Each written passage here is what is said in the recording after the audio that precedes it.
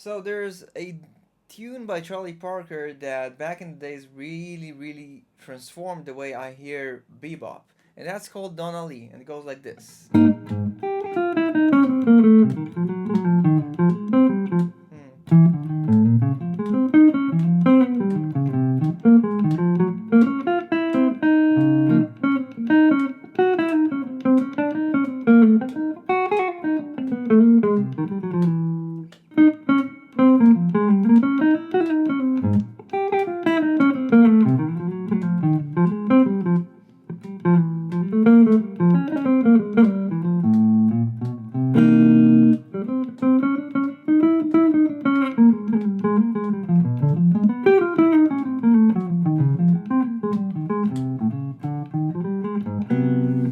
Now, when I first learned it, I think it was from a live recording of the Rosenberg Trio.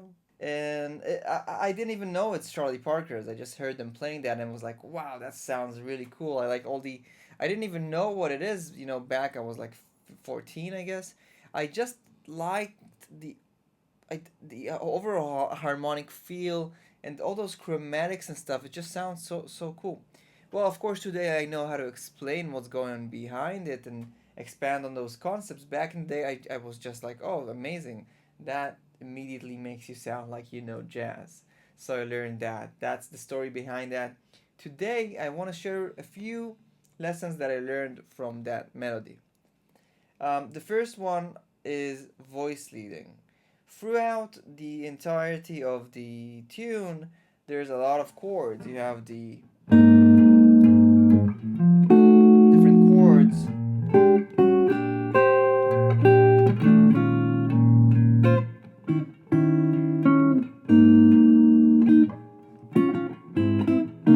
And so on and so forth. The melody keeps playing like butter through the changes. 1, 2. This is another chord here. This is B flat. Now it becomes minor.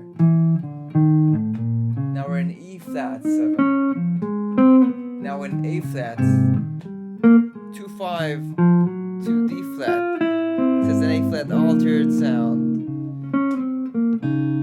Okay, so you see, for a second there, it didn't feel like I'm playing on changes. It didn't sound like I'm going.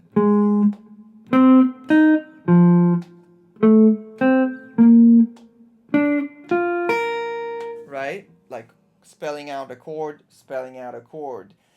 It sounded like a melody that kind of cuts and builds through the changes. And I really wanted to understand how to do that in my solos. For a long time, I didn't really have the answer. And then after a while, from teachers and from just like, talking with other players, the practice of voice leading was something that was mentioned, and I really started putting time voice leading different chords and triads, like I explained on my website, weissguitar.com. You can check the link in the description of this video to study that. But just from doing that, already I kind of had more of an understanding of the flow behind all these different melodies and solos. So voice leading, I felt like it was underrated because everyone around me talked about technique, everyone around me talked about riffs and stuff, but the very basic mechanics of flow was not as spoken. Even licks, people talked more about licks. Anyway, that's one thing I learned from that melody. Another thing I learned is that you can always approach different chord tones. If I play this melody to, it starts just like already with going into that root with the trill or the major 7, but there's motion into chord tones there, and then when it wants to hit the next target tone, the next chord is F7, it approaches that chromatically if you think about it.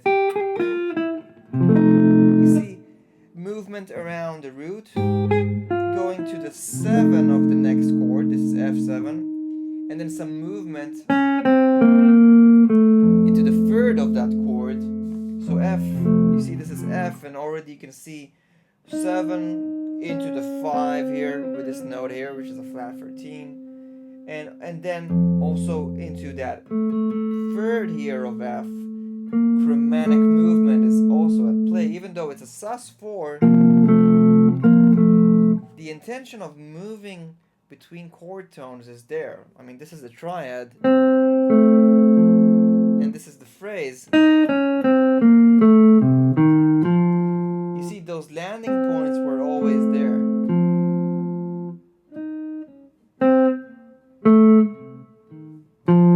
Okay, so if you think about that, what that gives you is the next understanding is that if you really know your triads all over the fretboard, you can dance around them and associate different language to them. You can start inviting different materials into those triads. What I really like, and it's not only in this melody, but in general in the language of bebop, and especially something that I learned from Charlie Parker, is another concept of stacking thirds. Basically, he has this phrase, which is also in the Donali melody. He enclosures that 4 over here of the minor chord, and then he approaches the root by a half step, and then he starts stacking thirds. So I'm going to add another concept here, which is enclosures, and I'm surrounding this note here, which is the 4 of the B flat minor. Once I play that, I also approach by a half step another chord tone, the root, and then I start stacking thirds. You see? So this concept of whenever you have a chord, I'm just going to take C major, I can approach E target tone and then start stacking thirds, all diatonic. C, G, B, D.